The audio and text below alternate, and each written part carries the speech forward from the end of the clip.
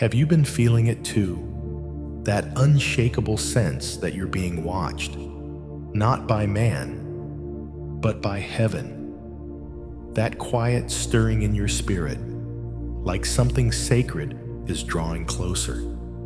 Have you noticed how the noise of this world has started to lose its grip on your heart? How time feels like it's folding in strange ways. How places that once fit now feel foreign. These aren't just feelings, they're signals. You didn't find this message found you. Written across timelines, arriving right on schedule for your spirit. And here's the question. Heaven's been waiting for you to ask, what if you're not going to die the way others do? What if, like Enoch, you were never meant to finish like the rest? What if your exit from this world won't be through death, but through divine retrieval? This is not just a message, it's a prophetic unveiling. A spiritual briefing for those who have been walking so closely with God that the veil between realms is starting to thin. You felt invisible to people, but deeply known by heaven. You've walked faithfully in silence while the world overlooked you. You've been misjudged, misunderstood, misnamed, but still you walked on. Why? Because your path is not about applause. It's about assignment. You're being prepared not to collapse, but to ascend. Before we go deeper, I want to pause and say thank you, truly thank you, to every one of you who's been supporting this divine assignment, whether through your words, your presence, your prayers, or your generosity. Your faithfulness matters, even if no one on earth sees what you've sown. Heaven does, and I see you. I honor you. You are part of this movement. Now, if your spirit bears witness to what you're hearing, if something inside you just whispered, "This is me," type 777 in the comments right now. That number isn't random. It's a declaration, a signal, a code. It says, I am walking with God. I am walking like Enoch. I am not living for survival. I am ready for the shift. I am on divine assignment until the moment heaven calls me home. So let's be clear. This isn't just an encouraging word. This is divine strategy. This is your spiritual blueprint for the days to come. Watch it again when your spirit feels shaken. Share it with the ones you know have also been hidden, marked, and called. Because what's about to be revealed will shift the way you understand your purpose and your exit. You won't die the way they expect. You won't leave the way the world predicts, like Enoch. When the time is right and the assignment is fulfilled, you'll be taken. Let's begin.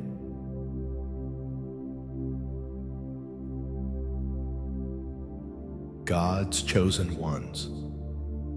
Like Enoch, you won't die. You'll be taken. You were never called to blend in.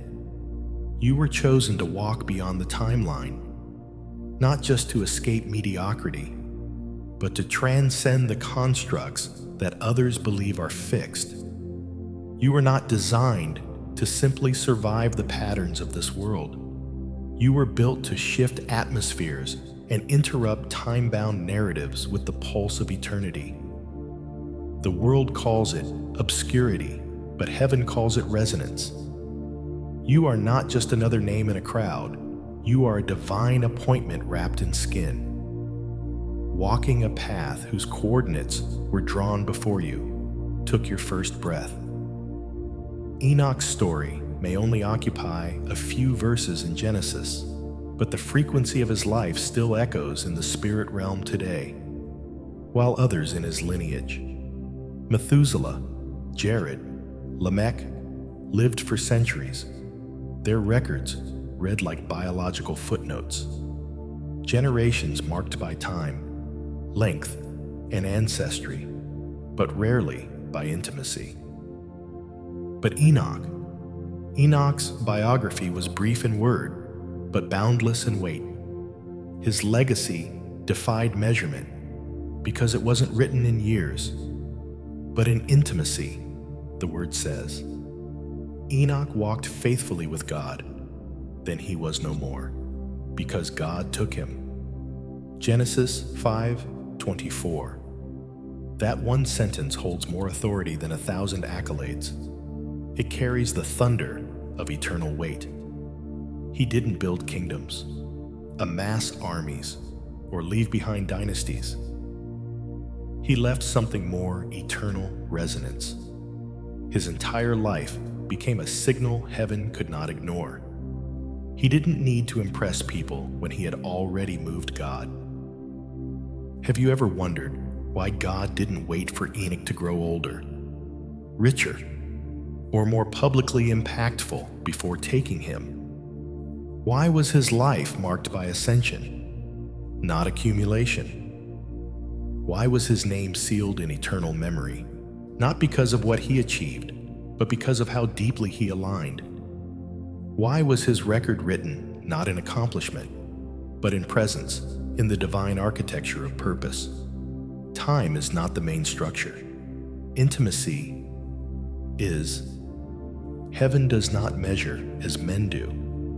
The calendar cannot weigh what only covenant reveals. Heaven measures by spiritual frequency, not human achievement. Enoch didn't just live, he vibrated at the frequency of God's breath. His steps weren't random, they were calibrated, like the rotation of stars, governed by unseen mathematical harmony. His walk wasn't reactionary, it was resonant. And when a life begins to echo heaven more than earth, something inevitable happens the earth must let go. You've likely been told that legacy is built by doing more, grinding harder, lasting longer. But what if the most potent legacies were born not in performance, but in proximity? What if we've been climbing ladders God never asked us to build? God has always inverted the blueprint. He doesn't require quantity.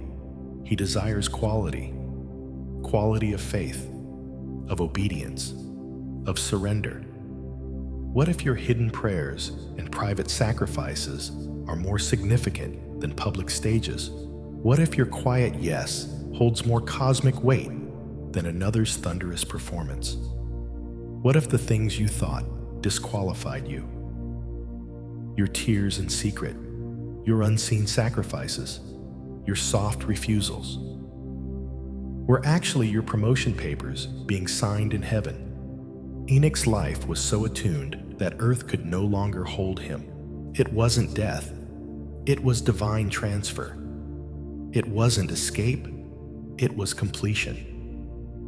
The resonance of his obedience had reached such a frequency that gravity could no longer bind him. His walk became a ladder, his breath became agreement, and heaven said, "Now." Pope Gregory the Great once wrote, "To desire nothing outside of God is already to dwell in heaven." That was Enoch. He didn't die to be in heaven. He walked himself into it. And that is the call over your life. You were never meant to measure yourself by earthly time. Your design is heavenly, and your measurements are eternal. You weren't born for countdowns. You were born for convergence. You carry a spiritual algorithm in your bones, one calibrated not to clocks, but to covenants. The hidden path, but can I ask you, what if your current obscurity is the disguise for a divine acceleration? What if your hidden obedience is rewriting timelines in the spirit? What if every unseen surrender is constructing a ladder of light that heaven will one day use to pull you higher? What if the silence you're in now is not the absence of impact, but the womb of your next realm? Take Maya, a woman who spent her entire life behind hospital curtains, not as a patient, but as a janitor. She prayed in every room she cleaned. She never made headlines, never stood behind a pulpit. But when she passed, several doctors testified they felt peace only when she'd been in the room. They didn't know it, but her walk was shifting atmospheres. Her intercession was lowering blood pressure. Her presence was changing prognoses. Her promotion didn't come with applause. It came with angelic applause. The records on earth missed her, but heaven celebrated her like royalty. That's what resonance looks like. In contrast, take Charles Ponzi, the man whose name now defines a system of deception, a charismatic financier in the early 1900s. Ponzi promised impossible returns and fooled thousands. He walked not with God, but with greed. His rise was fast, but his fall was ruinous. Convicted, imprisoned, forgotten. His life was long enough to build a name, but too shallow to carry eternal weight. Fame was his fortress, but character was absent from his foundation, and so everything crumbled. You, chosen one, were never meant to impress crowds. You were meant to echo the cadence of heaven. You are not on stage to be seen. You are in sync to be significant. And when you do, you'll begin to feel the laws of spiritual gravity shifting. Have you noticed the disconnections lately? The pull to silence, the strange desire to walk alone, the craving for less noise and more stillness. It's not isolation, it's insulation. You're not breaking down, you're being built different. God is preparing to carry you where distraction cannot follow. Have you seen the snow leopard? It walks alone through the Himalayas, almost invisible, yet unmatched in precision. Its paws make no sound, but its impact is seismic to the ecosystem. It moves silently, but its absence disrupts balance, like you. It's not loud, but it's marked, not flashy, but it's feared by predators. It's a creature of mystery, not mythology. You were never supposed to roar to be respected. You were created to move with mystery. Heaven designed your walk to be low profile but high impact. Enoch's taking is not a fairy tale. It is a prophecy encoded in your own spiritual DNA.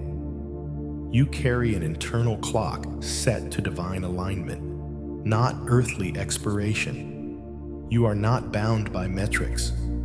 You are moving by mission. There will be a moment, perhaps not announced, perhaps not even understood by those around you, where heaven declares, "This one is ready."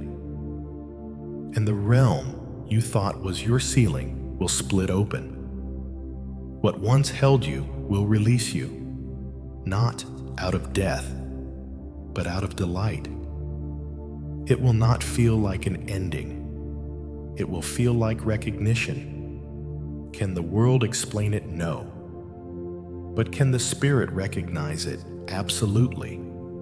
Spirit calls to spirit, deep calls to deep, and what heaven has marked, no man can deny the sacred walk. There's no algorithm for obedience, no blueprint for presence. But when God sees that walk, He responds. So don't despise the obscurity. Don't delay your walk waiting for validation. Don't edit your surrender to fit their expectations. Your yes is building an invisible staircase, one that angels can descend and ascend on. Your surrender is tuning your spirit to a wavelength higher than logic, a frequency clearer than applause. Every time you chose integrity over influence, you took another step. Every time you chose consecration over convenience, you rose again. You are not stalling, you are ascending. And one day, like Enoch, it will happen. A shift, a silence, a supernatural transition. Not staged, not scheduled, just sacred. You won't die. You'll be taken, not because you lost, but because you finished. And it will not be punishment. It will be proof that heaven remembers those who walk faithfully. Your walk has not been a waste. It has been a countdown. So walk on. Chosen one. Walk with courage. Walk with clarity. Walk without needing applause. Because you're not just walking toward destiny. You are walking it into being. The closer you walk with the divine, the more you begin to realize you were never made to stay. You are not designed for spiritual stagnation or earthly permanence. Your existence has always been tethered to another realm. The further you go in your walk, the more evident it becomes that your truest home isn't here. It's there. You're not just passing through time, you're growing through realms. The landscape of your soul is shifting, stretching beyond the limitations of culture, noise, and flesh. This is what Enoch's story reveals. His departure wasn't an interruption, a glitch in the narrative, or a tragic anomaly. It was a continuation, a seamless extension of a faithful walk that transcended dimensions. He didn't vanish, he ascended. The Genesis record whispers, Enoch walked faithfully with God, then he was no more, because God took him. Genesis 5:24. But that taking wasn't random, it was relational. It wasn't the result of religious performance or public spectacle. It was the result of prolonged intimacy. Enoch didn't merely step out of life. He stepped into where he'd always belonged. The border between heaven and earth blurred. Not because Enoch forced it, but because his consistency with God eroded the barrier over time. Like a shoreline quietly giving way to an ever-rising tide of glory. The frequency shift. Have you ever wondered why the deeper your faith grows, the more detached you feel from the noise of the world? Why the lights dim in places that once fascinated you? And the applause that used to stir you now feels hollow. That quiet ache within your spirit, that gentle pull towards stillness while everything around you screams for performance. It's not fatigue. It's not apathy. It's not regression. It's a frequency shift. You've begun to tune out the static of this world because you're picking up the higher resonance of eternity. You're no longer living by reactions. You're moving by revelation. Not everyone can hear it, but you can. Because when heaven begins to pull, even the familiar begins to lose its grip. The more Enoch walked with God, the less gravity the world had on him. And this is precisely what's happening to you. your soul is shedding its old weights. You're no longer nourished by applause. You're no longer satisfied by surface. The rooms that once impressed you now seem small. Conversations that once thrilled you now leave you hollow. Opportunities that once excited you now feel misaligned. Is it sadness? No. It's sacred homesickness, a divine restlessness, a longing not for escapism, but for return. Your spirit isn't deteriorating, it's maturing. You're outgrowing shallowness, and heaven is becoming your appetite. Psychologists speak of existential longing, a deep awareness that life must hold more than what we can touch or explain. But for the chosen ones, it's not just theory, it's experience, it's cellular, it's in your breath. You've glimpsed eternity's color, and now the world feels grayscale. Your eyes have adjusted to glory, and now the lights of this world feel dim in comparison. When heaven starts to feel like home, it changes the way you move here. Your decisions, your posture, your preferences, everything starts to shift. You no longer live for moments. You live from mission. Have you noticed how your spiritual hunger intensifies even while your social circles shrink? How the more you feel aligned with God, the less tolerance you have for superficiality. Saint Teresa of Avila once said, "The closer one approaches to God, the simpler one becomes." This isn't regression, it's refinement. Complexity falls away, crowds thin out. Even laughter starts carrying layers of lament. You begin to discern what others deny. You begin to grieve what others glorify. It's not depression, it's discernment. It's the price of being awake. You're learning to live between two worlds, and your appetite is adjusting to food that only heaven can prepare. The quiet authority. There is a quiet authority forming in you, a gravitational pull that doesn't draw attention to you, but draws others toward the spirit that's hosting you. Take the story of Father Thomas, a contemplative monk who lived in the Swiss Alps. He spent 40 years in silence and prayer. No social media, no followers.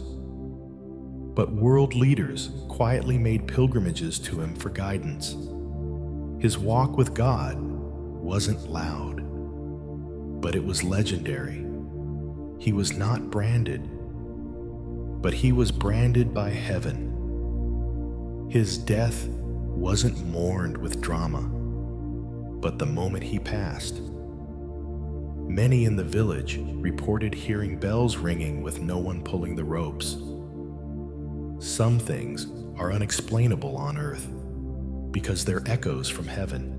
For here, we do not have an enduring city, but we are looking for the city that is to come. Hebrews 13:14. And then there's the other side, those who mock what they cannot understand. Take Aleister Crowley, the self-proclaimed occultist and great beast of the early 20th century. He openly defied spiritual truths, mocked scripture, and encouraged indulgence over integrity. His end isolated, paranoid, addicted, and consumed by darkness. His fame never saved him. His influence never comforted him. Earth celebrated him, but eternity recoiled. What looks like power in the temporal realm often collapses under the weight of eternal consequence. You, on the other hand, carry something weightless yet immeasurable. You walk like a whisper through rooms, yet the spirit realm makes way when you enter. Why? because heaven is building a sanctuary inside you. God is not just visiting, you are becoming a dwelling place. Your body is becoming a tabernacle, your soul a tuning fork. You are not just preparing for glory, you are already housing it. A woman named Elira worked as a midwife in a remote region for decades, delivering over 4,000 babies, many of whom grew up never knowing her name. But she prayed over each child she held. She never asked to be remembered, she asked to be useful. And when she passed away, a rainbow arched over her cabin for 3 hours. Local elders said they'd never seen anything like it. Earth didn't notice, but heaven threw a celebration, because the walk that goes unseen by man often gets the loudest welcome in glory. The preparation for glory. What if the transformation you're experiencing now is actually the preparation for a realm your feet have not yet touched? What if the tension you feel isn't punishment, but propulsion?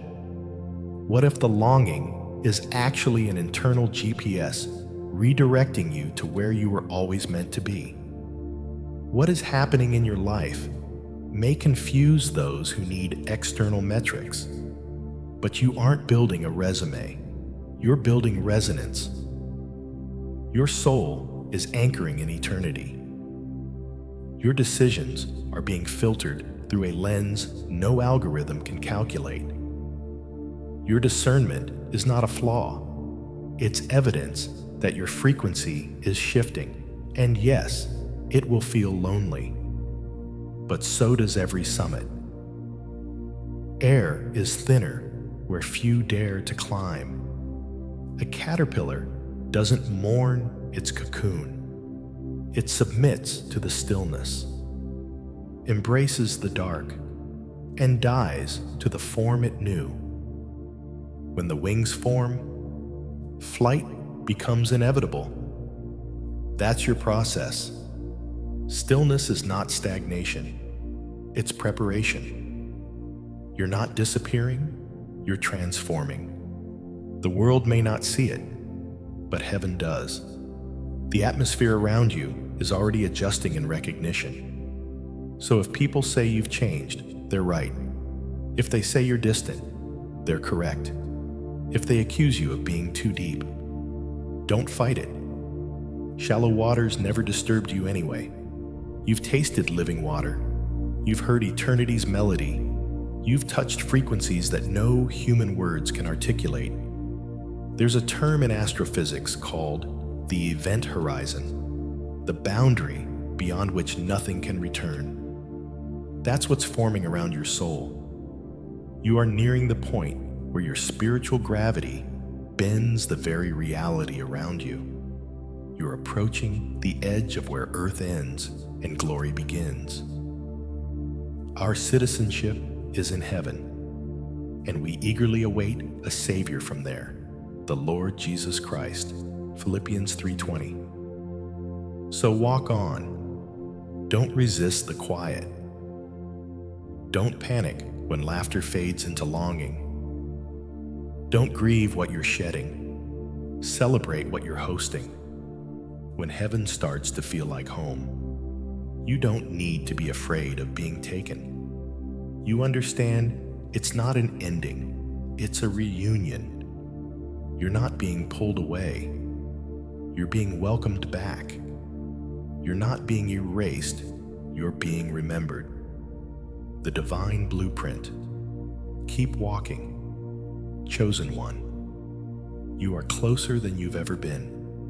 Every tear has been counted, every whisper recorded, every step an act of worship. And one day, like Enoch, it will happen. A shift, a silence, a supernatural transition. You won't die, you'll be taken.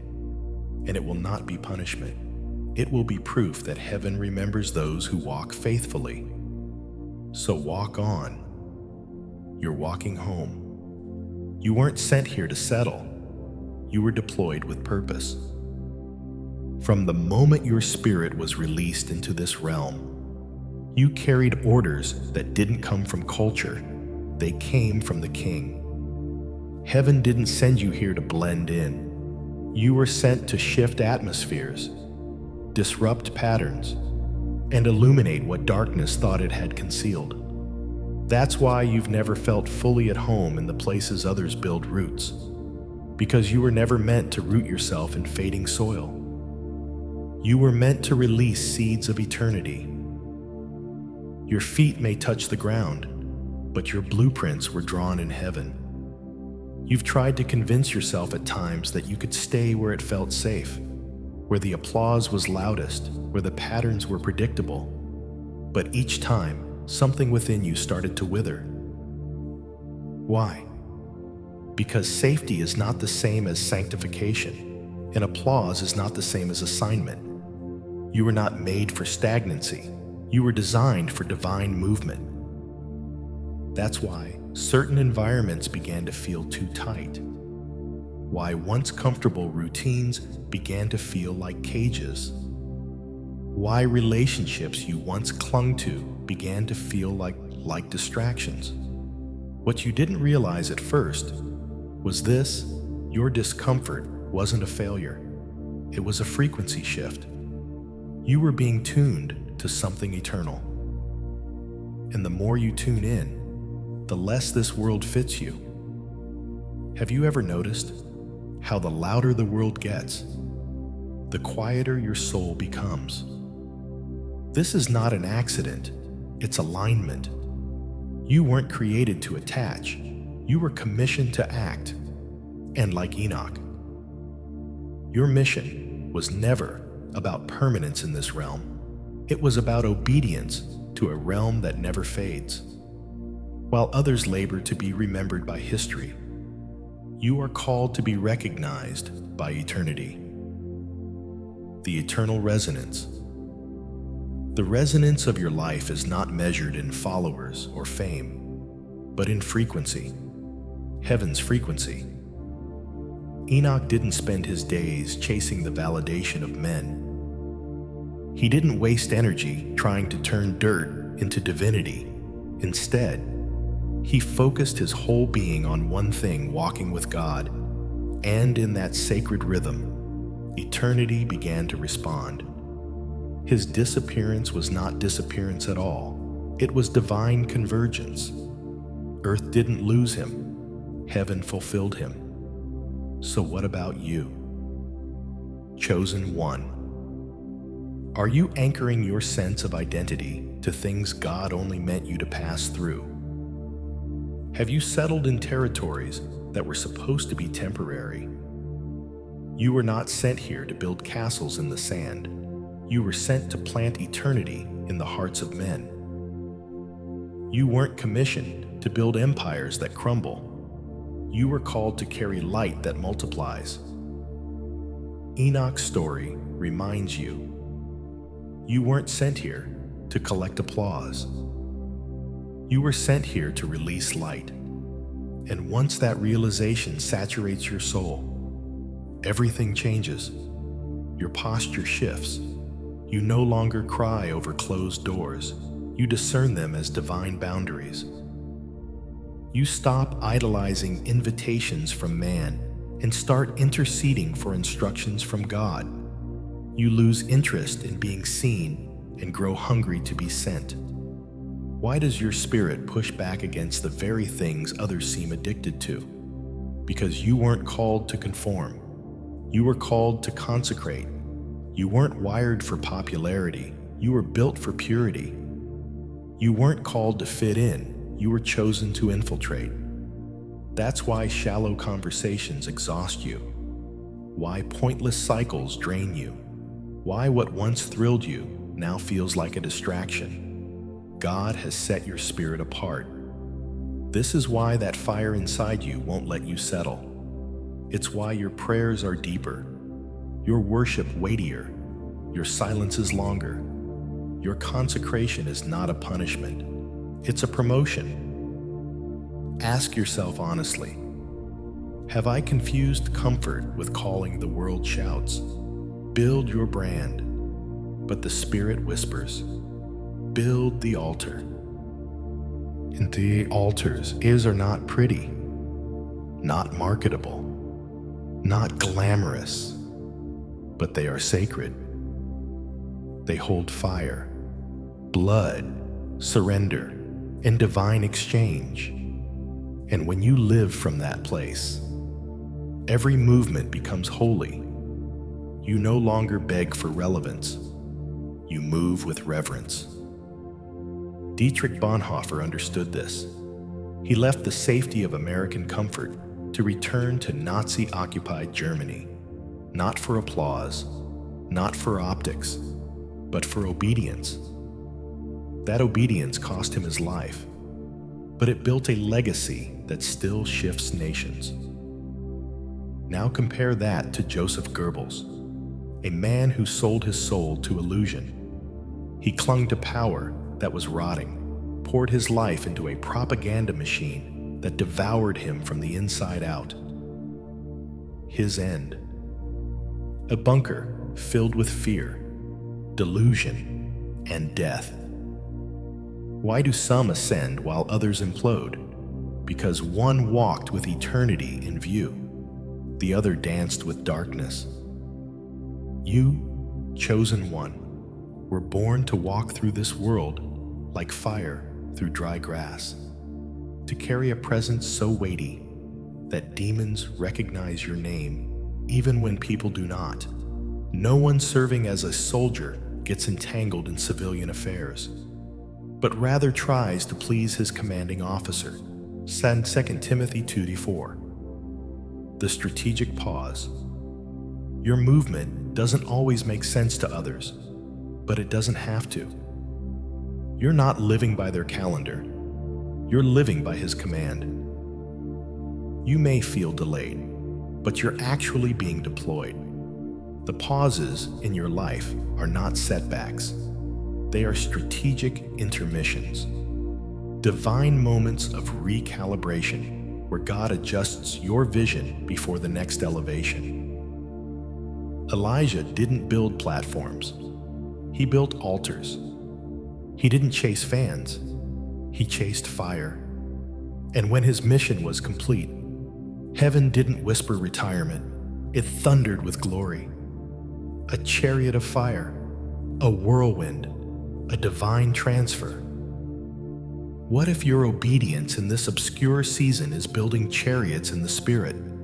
The monarch butterfly doesn't migrate for attention. It moves because of an internal code. Divine programming, no maps, no external approval, just a knowing. And you felt that too, haven't you? That inner pull to release what once served you, that ache to move towards something you can't yet name. He who is faithful in what is least is faithful also in much. Luke 16:10. What happens if you grip what God already told you to let go of? This is why you're more sensitive now. Why laughter is laced with longing. Why busyness makes your soul tired. God is shielding your sensitivity. He's tuning your antenna. You're not distant, you're dialed in. So don't be shaken when they say you've changed. Yes, you have. You're not chasing platforms, you're hosting presence. You're not curating a lifestyle, you're consecrating a life. The excess is being trimmed, the noise is being silenced, the furniture is being cleared from the battlefield. Why would a soldier decorate a foxhole? This isn't a season for decorating. It's a season for discerning. This is why your joy is quieter but heavier, why your tears come quicker but with purpose, why your solitude is sacred, not sad. You're no longer moved by applause. You're anchored by assignment. And when the time is right, not when man celebrates, but when heaven confirms, you will be taken higher. That could mean spiritual elevation, a geographic shift, or a final homecoming. Whatever it is, it will not be random. It will be righteous. So, stay light. Don't attach your destiny to a job title. Don't chain your identity to someone's opinion. Don't marry what God only meant to mentor you. You were not built to settle. You were born to release. You weren't called to blend in. You were chosen to stand out. Your legacy will not be measured in what you acquired, but in what you allowed God to release through you. The hidden greenhouse. And when the day comes, when the final step is taken and the last yes has been whispered, God will turn the page himself, just like he did for Enoch, and the story will not end. It will just begin again in glory. You may feel buried, but you're actually being built. What feels like a grave may, in fact, be a greenhouse.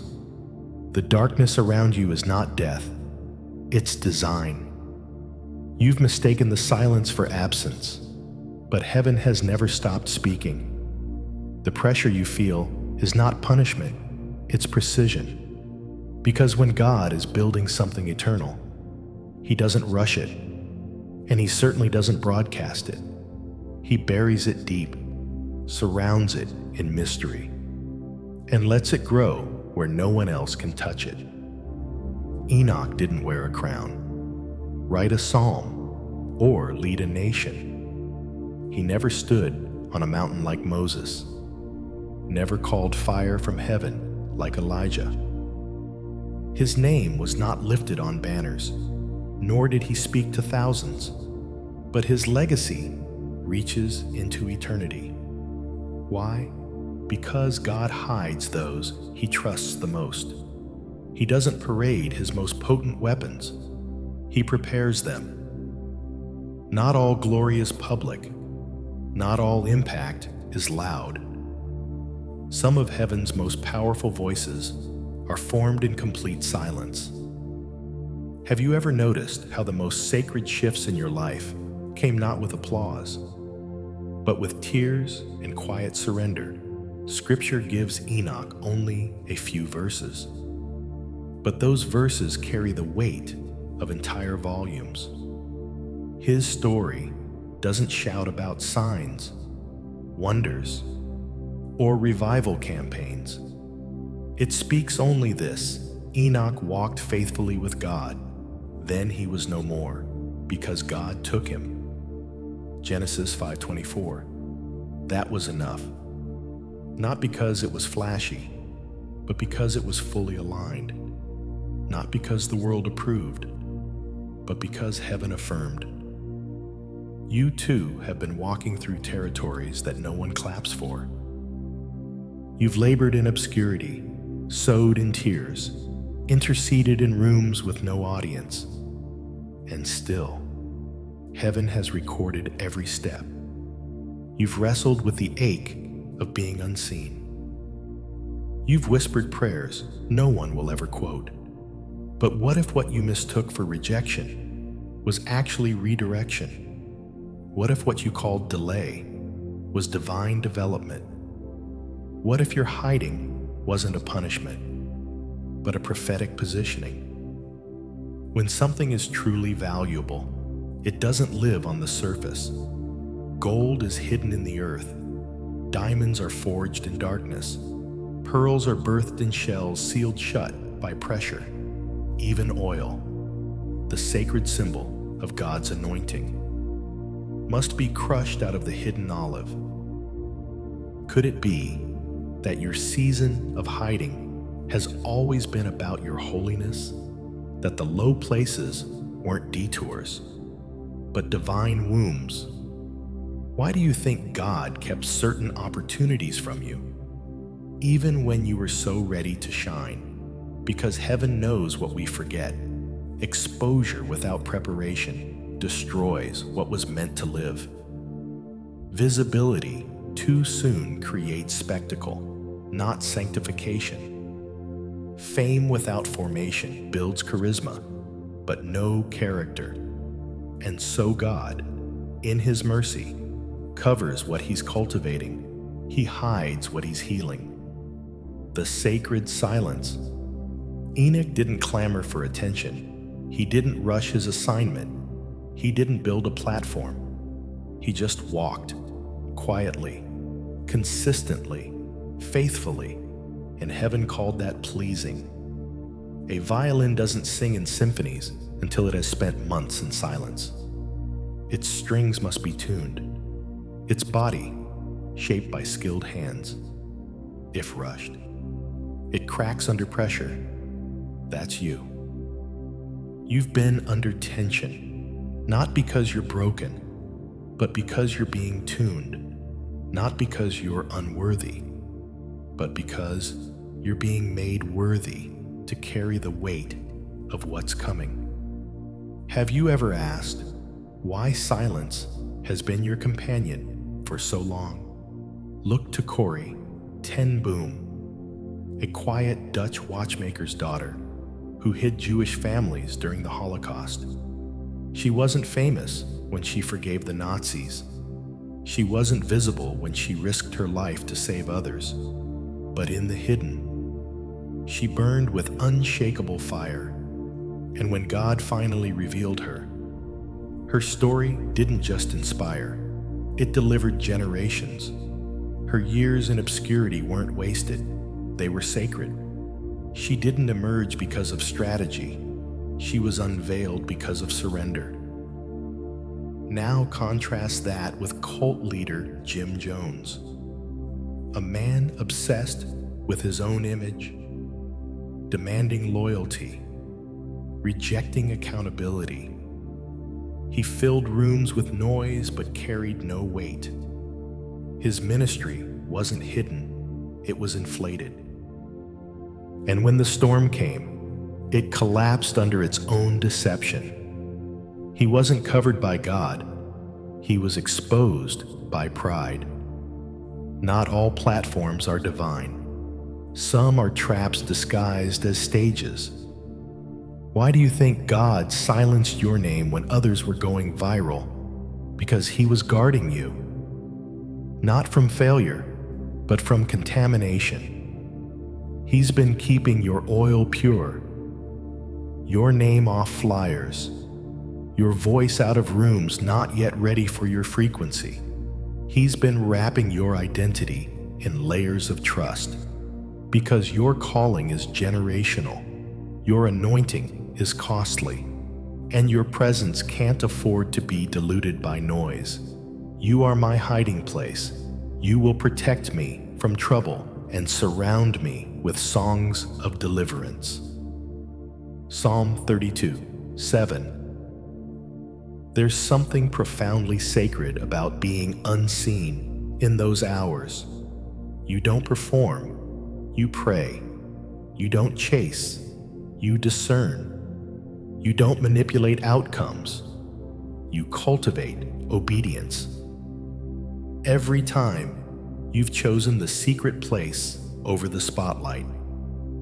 Every time, you've surrendered your timing to His timing. You've been marked. You've asked God, why is my story taking so long? But what if slow is sacred the sequoia tree? One of Earth's mightiest beings spends decades rooting deep before ever reaching the sky. Why? Because what's going to carry weight must first carry depth. You are not behind. You are being built for endurance. You are not stuck. You are being structured for legacy. You're not carrying a moment, you're carrying blueprints. What if your maturity isn't just about your breakthrough, but about someone else's? Have you ever heard of Maribel? Most haven't. She was a hospice nurse in Sao Paulo for 27 years. She worked night shifts, sitting beside the dying, praying over them, singing their favorite hymns, comforting their families. No social media, no biography. But when she died, people from across nations came to honor her. She never asked to be seen, but heaven saw her. Earth may have missed her name, but heaven shouted it. Enoch wasn't loud, but he was legendary. He heard whispers that thundered in the spirit. He walked in harmony with the divine until the lines between dimensions blurred. And when he matched heaven's rhythm, God didn't delay. He took him, not as an exit, but as a testimony. Whoever dwells in the shelter of the Most High will rest in the shadow of the Almighty. Psalm 91:1, the holy disappearance. So what if your invisibility isn't punishment, but proof that God trusts you with silence? He hides prophets, intercessors, and kingdom carriers in places where applause can't reach and distractions can't infect. Why? Because what he's building through you can't afford shortcuts. Your message is not microwaved. It's marinated. It's been crushed, consecrated, and confirmed. That's why this next move won't come with fanfare. It'll come with fire. Are you grieving the quiet place when it's actually your place of greatest strength? The doors that didn't open were not denials. They were divine shields. The people who walked away weren't losses. They were part of your pruning. The platforms that didn't come weren't withheld. They were postponed until your oil was ready. Chosen one, you are not hidden to be forgotten. You are hidden to be fortified. When God unveils you, it will not be for entertainment. It will be for eternal impact. You won't rise with confusion. You'll rise with clarity. And when that moment arrives, it will not feel like a beginning. It will feel like a continuation of every private yes you whispered in the dark. So if you're still hidden, stay rooted, stay obedient, stay sharp. Because the longer God hides you, the louder he plans to use you. You've been disappearing, haven't you? Not physically, but spiritually, quietly, unapologetically, from the noise, the expectations, the artificial validation cycles. You didn't ghost them. You outgrew them. You didn't lose interest. You found higher purpose. And now, much like Enoch, you're no longer walking to be seen. You're walking to be sealed. When Enoch vanished, the Bible offers no parade, no press release. Just this, he was not, for God took him. Genesis 5:24. One moment he was among them, the next, he was absorbed into glory. No warning, no approval. Just a holy extraction. That kind of intimacy can't be scheduled. It can only be cultivated. And when your walk gets that close, when your spirit becomes synchronized with the pulse of heaven, you become harder to track on earthly frequencies. Have you been noticing that even those closest to you no longer understand your rhythm? You've stopped defending your absence. You've stopped explaining your silence. The world reads it as distance, but in the realm of the spirit, it's depth. You're not abandoning connection. You're responding to a higher communion. You don't crave visibility. You crave clarity. Your heart isn't becoming colder. It's becoming consecrated. The world doesn't understand holy withdrawal. Carnal minds can't decode covenant movement. Why aren't you chasing the spotlight? Why aren't you commenting back? Why are your responses fewer? Your gaze steadier? Your appetite simpler? It's because God is tuning your attention to eternal things. You've been summoned. and the world can't interpret what God hasn't disclosed. The person without the Spirit does not accept the things that come from the Spirit of God. They are discerned only through the Spirit. 1 Corinthians 2:14. Like a submarine disappearing beneath the surface, the deeper you go, the less noise you make. In fact, heaven often cloaks those it calls most deeply. Your life has begun to slide off earthly radars because your assignment has crossed into sacred territory. The divine exit. Is it strange how old pleasures now feel heavy? How what once entertained you now feels spiritually corrosive? You've started slipping out of reach, not out of arrogance, but out of obedience.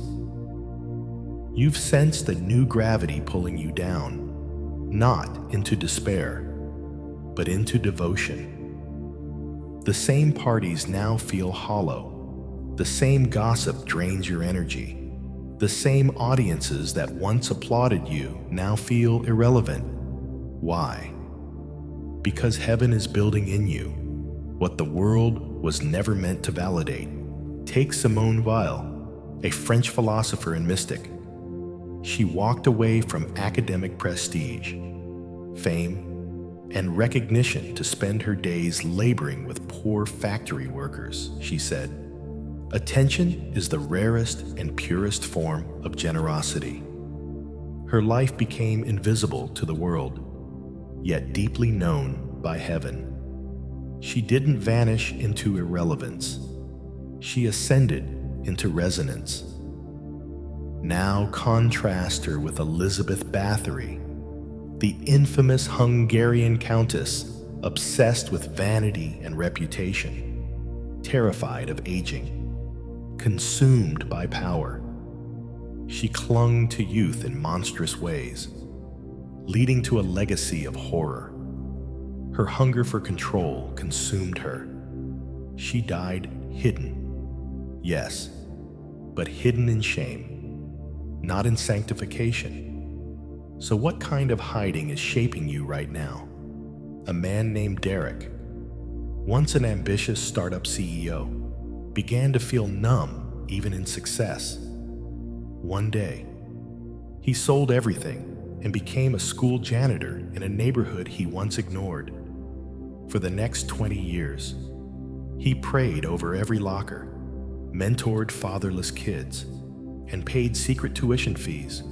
When asked why, he simply said, "God asked me to walk a hallway no one noticed, and that hallway became holy ground." There's a concept in neuroscience called neural pruning. Your brain eliminates connections it no longer uses, so stronger ones can form. That's what's happening to you. God is severing mental and emotional ties to systems that no longer serve your calling. You're not detached. You're being pruned for power. And yes, you'll confuse some people. They'll ask, "Where have you been?" But the truth is, they're trying to trace a movement that's not on their map. You've been walking with God in places only obedience can lead. You're not less present, you're more positioned. Set your minds on things above, not on earthly things, for you died, and your life is now hidden with Christ in God. Colossians 3:2-3. Don't be surprised when you feel invisible. Don't resist when God calls you to the wilderness. That's where prophets are forged, where mantles are measured, where assignments are affirmed without applause. Why are you explaining silence to those who don't hear your frequency? Let them wonder. Let them speculate. When the time is right, when God pulls back the veil, when the full blueprint unfolds, they'll remember your disappearing act. They'll ask how you knew, where you went, why you shifted, and your answer will be simple. I was walking, with a voice they didn't hear, walking into timing they couldn't interpret, walking away from shadows toward unshakable light. So stop apologizing. Stop justifying. You are not running. You're rising. You are not disappearing into obscurity. You're being hidden into holiness. Chosen one. Your retreat is not your resignation. It is your recalibration. Your vanishing is not weakness. It is warfare. Your silence is not absence. It is strategy. You're not done. You're being deployed. And when the time comes, when God unwraps what He's been shaping in solitude, it won't be for attention. It will be for impact. Until then, let the distance speak louder than any defense. Walk on and let the world wonder where you went.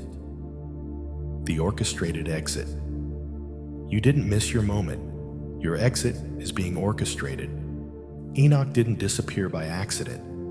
He wasn't snatched prematurely. His exit wasn't random. It was a divine strategy executed with supernatural precision. He was not, for God took him. Genesis 5:24. No alarms, no applause, no press release, just pure alignment. His assignment concluded. And so did his earthly tenure. And now, chosen one. You are being drawn into that same cadence. Have you noticed that certain doors are closing? Not because you're failing, but because you've fulfilled. You sense it. The air is changing. The invitations are different. The rooms you once fought to enter now feel foreign. Conversations that used to light your fire now feel like noise. God isn't punishing you. He's promoting you. But promotion in the kingdom often feels like subtraction before multiplication. This is what happens when your timeline shifts from natural to supernatural. When you stop tracking success by metrics and start discerning progress by movement in the spirit. This is what alignment feels like.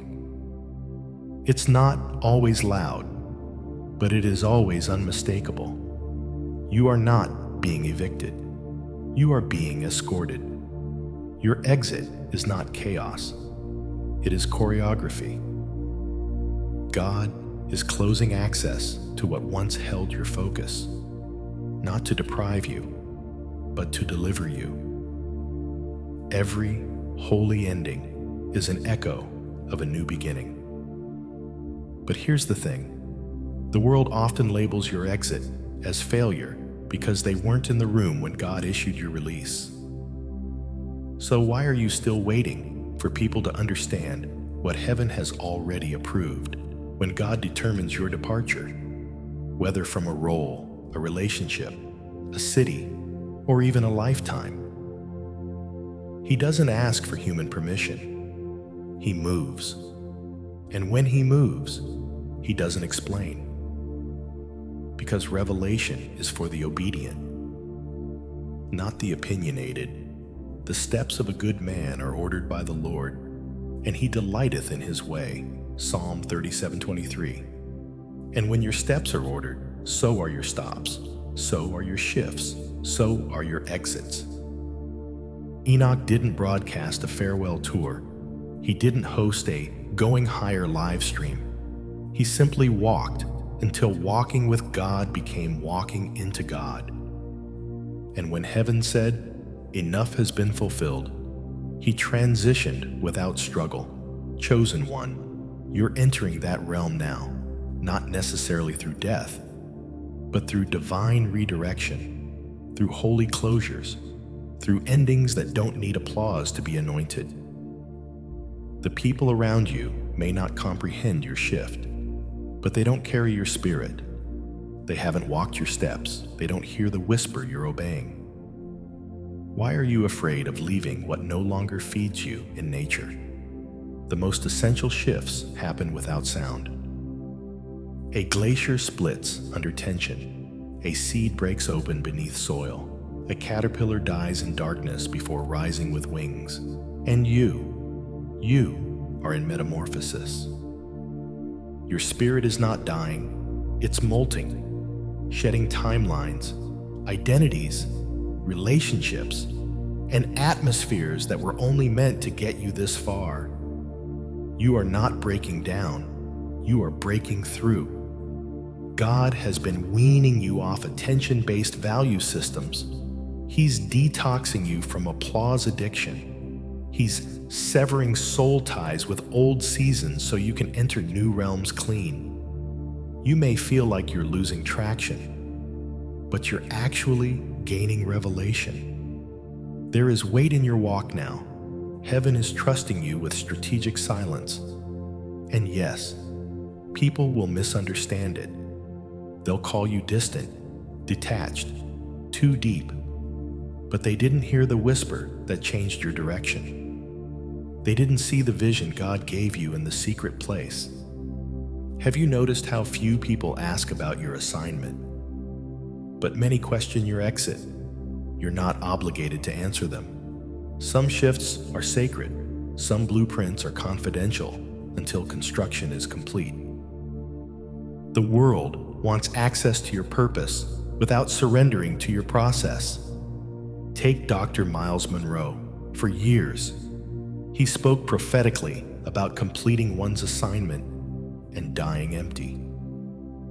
When he passed suddenly in 2014, it stunned the public, but not those who listened to him closely.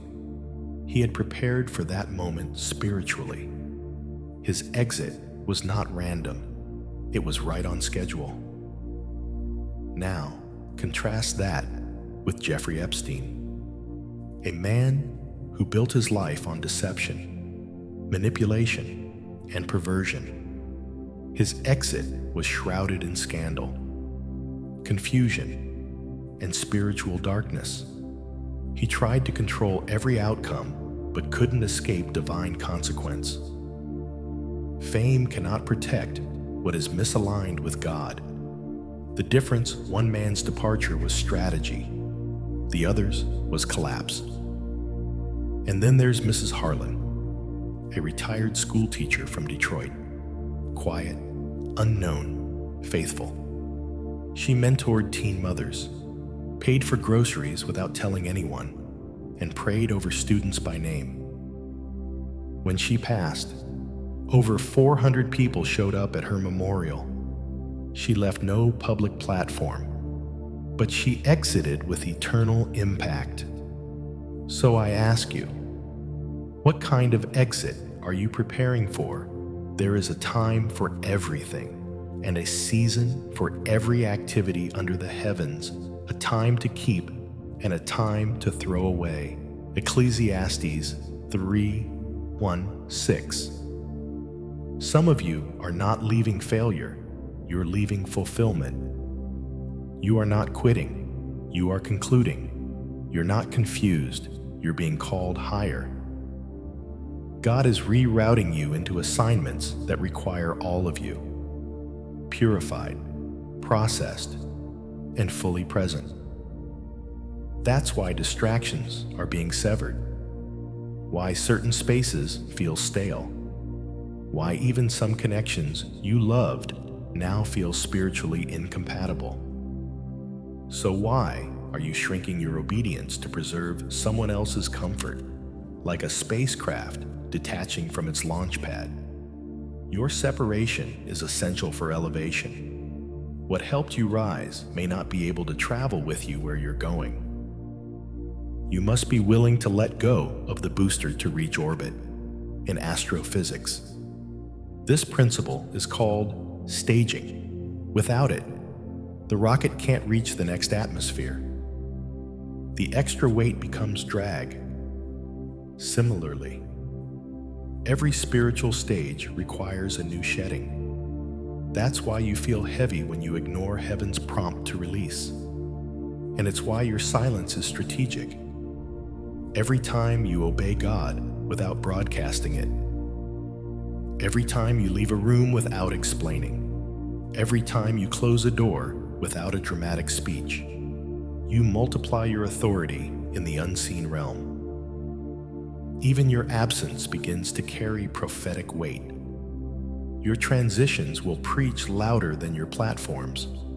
So stop asking for confirmation when God has already given you clearance. You don't need to announce what heaven is already accelerating. The same God who called Enoch into glory is now calling you into divine repositioning. You're not fading, you're focusing. You're not vanishing, you're vibrating at a higher frequency. And those not tuned in will say you disappeared. Let them, they'll say. Why did you leave? What happened to them? They used to be so involved, and your answer won't need to be lengthy. Just this: I was walking, and God shifted my path. Have you ever noticed that the deeper your alignment grows, the less your calendar belongs to people? You don't move by pressure anymore. You move by presence. Your yes is sacred. Your time is tied. Your attention is costly. You don't live for appointments. You live by assignment. This next exit, it's not about leaving people behind. It's about walking forward into places they're not equipped to follow. And that's not arrogance. It's accuracy. Chosen one. Some exits are spiritual tectonic shifts. They rearrange your inner geography. They shake everything familiar. But afterward, they reveal new land, new vision, new inheritance. So why are you resisting what's trying to release you? The enemy would love for you to fear transition. He wants you to mourn what was meant to graduate you. But he can't stop what heaven has already signed. He can try to delay it. He can try to confuse it. But divine timing is not managed by demons. It's managed by decree. You are on the verge of release into new territories, into fresh authority, into hidden mandates that have been waiting for your obedience to mature. And when it happens, it won't feel like a break. It will feel like a breaking open. So don't be afraid when your schedule clears, when your inbox dries up, when invitations slow down. That's not rejection. That's reservation for a realm where heaven is your host. You are not leaving because it fell apart. You are leaving because God finished building it through you. So let the people speculate. Let the rooms adjust to your absence. Let the noise quiet. You're not ghosting, you're going. You're not exiting to escape. You're exiting because the cloud is moving and your spirit is following. Your exit is not man's decision, it's heaven's design. And when the assignment is done, when every line of your spiritual blueprint has been lived, not just read, then and only then will the elevation manifest. So walk on, quietly, boldly, obediently, and let your exit prophesy. The steady walk. There's something sacred about a steady walk. Not sprinting, not striving, not performing, just walking faithfully, quietly, intentionally, with your eyes fixed on the one who sees in secret. That's what Enoch mastered, and that's what you, chosen one, are being summoned into. He didn't rush toward legacy. He didn't chase visibility. He didn't demand recognition. He simply walked, and that walk became a womb for something supernatural. Enoch walked faithfully with God. Then he was no more, because God took him. Genesis 5:24. No death, no delay, no drama, just divine transition. And that is your blueprint. Have you ever felt like you were walking through life unnoticed? That no one sees the sacrifice? No one hears the prayers? No one applauds the purity. That your journey feels too slow, too obscure, too ordinary to mean something cosmic. But heaven sees it differently, in the realm of eternity. Obedience creates echoes, and with every quiet step you take in the right direction, your spirit is gaining velocity, even if the world calls it stillness. Enoch's walk wasn't random, it was rhythm, a steady cadence of intimacy that gradually aligned him so fully with the realm of the spirit that earth could no longer contain him. That's what this is about, not a destination, but a transformation. You don't walk for the sake of motion. You walk for the sake of becoming. So why do you keep measuring progress by what you see when what matters most is what you're becoming? Even when it feels like nothing's moving on the outside, everything could be shifting on the inside. God isn't watching your pace. He's watching your posture, your heart, your motives, the purity of your surrender. And while the world teaches you to run for results, heaven invites you to walk for relationship. Every yes to God in private is creating momentum in the spirit. Every no to temptation, every act of forgiveness, every time you choose to believe when it would be easier to give up, you are walking, and your walk is counting more than you know.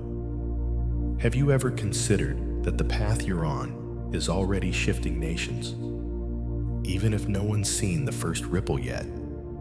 Sometimes the weight of your legacy isn't felt until after you're gone. But that doesn't mean it isn't building right now. Heaven builds backward. The outcome may manifest later. But the authority is being deposited now.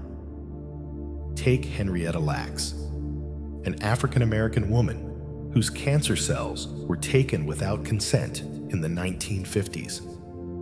She never walked a platform, never preached a sermon, but her cells, known as the Hella line, became the foundation for countless scientific breakthroughs. Vaccines, cloning, genetics. She didn't live to see her impact, but her walk, her lived experience, became an anchor for generations. That's legacy, that's transfer, and that is what your walk is setting in motion. You were never called to impress the world. You were called to please God. And when your walk pleases Him, a holy countdown begins. The countdown is not based on metrics or milestones. It's not based on whether people clap. It's based on when the alignment reaches a frequency so holy, so precise, that God says, "Now is the time." They that wait upon the Lord shall renew their strength. They shall mount up with wings like eagles. Isaiah chapter 40:31. So walk until the weariness lifts. Walk until the weight becomes wings.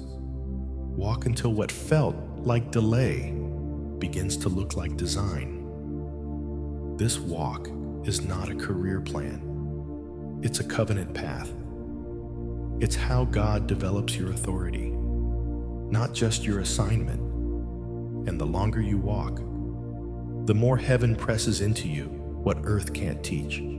Some days, it will feel thankless. Other days, you'll want to give up, but walk anyway. Have you ever wondered why you're still standing after everything? Because there's something inside you that refuses to stop. That's not personality. That's divine breath. That's spiritual stubbornness. That's the evidence that your spirit is from another realm. Like a tectonic plate shifting deep beneath the crust of the earth, your consistency is building pressure. And eventually, there will be a break, an opening, a release, a transfer. Not a breakdown, but a breakthrough. The world may not see the shift coming, but you will sense it before it appears. You'll notice a sudden lightness in the spirit, a soft whisper in the atmosphere, an unexpected calm in your soul. And then, without announcement, heaven will call you up.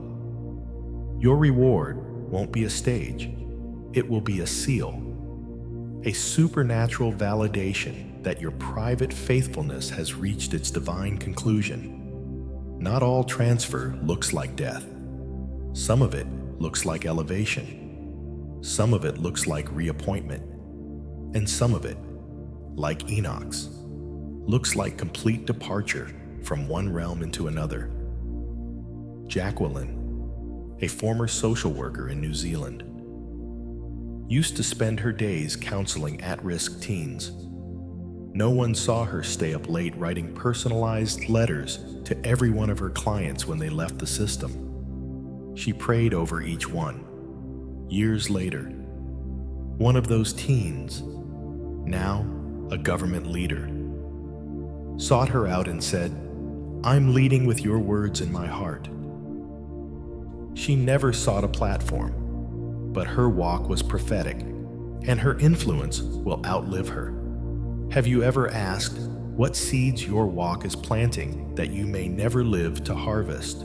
Now compare that with Charles Ponzi, a man obsessed with fast legacy, fame, and control. His financial schemes made headlines, but his fall was just as dramatic. He walked for attention, not assignment, and when the weight of exposure hit, he collapsed under a kingdom of lies. That's why God invites you into the long walk, not the loud walk, not the instant walk, the eternal one. You're walking not just for impact, but for intimacy. You don't need to rush, you just need to remain. When your walk is real, your transition is automatic. So why are you trying to manifest what only heaven can release? This isn't about manifestation, it's about maturity. You're not here to manipulate destiny, you're here to embody it. And when the fullness of time arrives, you won't need to announce it. Heaven will mark it, and earth will respond.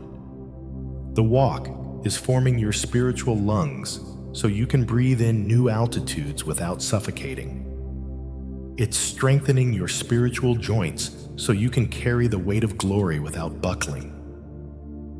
He who began a good work in you will carry it on to completion until the day of Christ Jesus. Philippians 1:6. That's why the walk can't stop now. Not when you're this close. Walk until the cycles break. Walk until your prayers become prophecies fulfilled. Walk until your children feel the fire you left behind. Walk until the scroll in heaven flips to the next chapter. And God says, "Now." Your walk is building a sound in heaven, a vibration that hell can't replicate, a frequency that only heaven recognizes. So when you feel unseen, misunderstood, misinterpreted, walk anyway. When people ask where you've been and why you've changed, walk anyway. When doors close, friends disappear, and invitations vanish, walk anyway. Because the walk isn't for them, it's for Him. This isn't just about where you're going, it's about who you're becoming along the way. God isn't impressed by how far you go.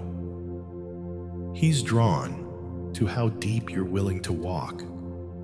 And when the time comes, like Enoch, you won't need a funeral to mark your exit. You'll need only one word from heaven: come. Come because you finished it.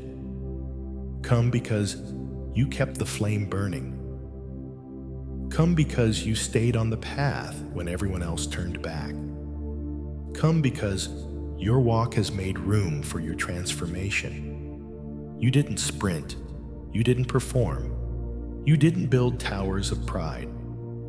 You walked, and that walk, measured in moments of obedience, silence, sacrifice, prayer, pain, and purity, has been tracking heaven's timeline. So don't quit in this final stretch. The scrolls are almost unsealed. The mantle is almost released. The shift is almost here. Walk until the transfer happens. And when it does, you won't just exit, you'll be exalted. The call to ascend. So remember this, chosen one. You were not called to fade, you were called to ascend. You weren't designed to merely survive the chaos of this world. You were formed to walk so closely with God that even death itself cannot interrupt the conversation between your soul and heaven. Like Enoch, your story is not one that ends in a grave. It's a story of transcendence, of being taken, not just in the future, but even now, from fear into faith, from noise into knowing, from survival into surrender. Every step you take with God is a step away from limitation and a step toward divine elevation. You are walking towards something eternal, something sacred, and one day, when the time is right, you won't die, you'll be taken. If this message spoke to the deepest places in your soul, if it reminded you of who you really are, I invite you now to comment 777 as a public declaration that you're walking with heaven, not the world, that your eyes are on eternity, not just survival. To everyone who's been supporting this message, whether through a simple like, a comment, a share, or a generous contribution, please know this, your support isn't just seen, it's felt deeply. It's what keeps this sacred space alive for those who are still searching for light in the dark. If you haven't already, make sure you stay connected so you never miss a moment of divine revelation. And share this with someone who needs to be reminded that their walk matters more than their resume. And now, may the God who walked with Enoch walk with you. May every step you take be saturated with favor, with fire, and with clarity. May angels accompany you. May the heavens back you, and may your path shine brighter until the day you're taken. Not just from this earth, but into glory, legacy, and divine fulfillment. You are not behind. You are on schedule. You are not forgotten. You are handpicked. And your walk is not wasted. It's witnessed by heaven itself. Bless you, beloved. You're walking toward the eternal. Don't stop now.